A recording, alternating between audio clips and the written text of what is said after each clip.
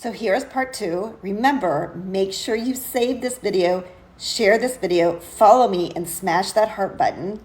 Okay, and I'm going to show you how to create an Optum page inside of your back office of System.io.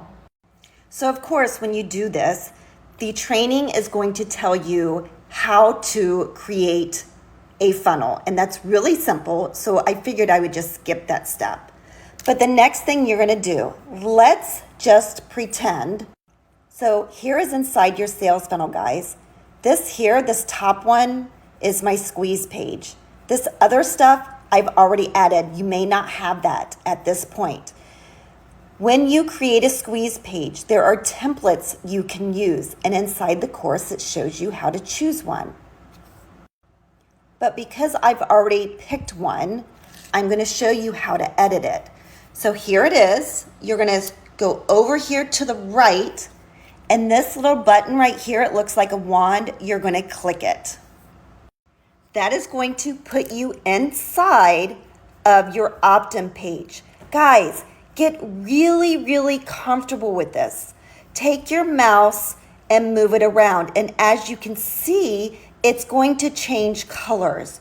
So one important thing I want to show you. When I hover over this green box, I've got to get really, really close to this edge. And if I don't get really close to this edge, I may miss it. So I may struggle how to change this picture, right? So I want to get really close to the edge. And anytime I click on one of these, this box over here to the left is going to populate, and I'm going to show you.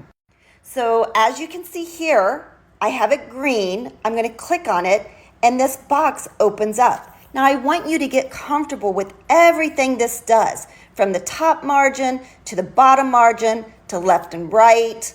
You can change anything. Now if I scroll down, here is my image. So what I do to find my image is I go to Pexels, pexels.com, and I choose an image, and then I download it to my computer. Once that's downloaded to my computer, I can upload it and choose the image that I want for my background. I'm just going to hit insert, and as you can see, it changes the image. Now, this is super important, guys. Please hit your save button and then come down to the cell phone to see what it looks like.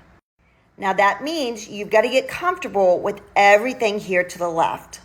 If you make any adjustments inside here, you have to hit that save button again.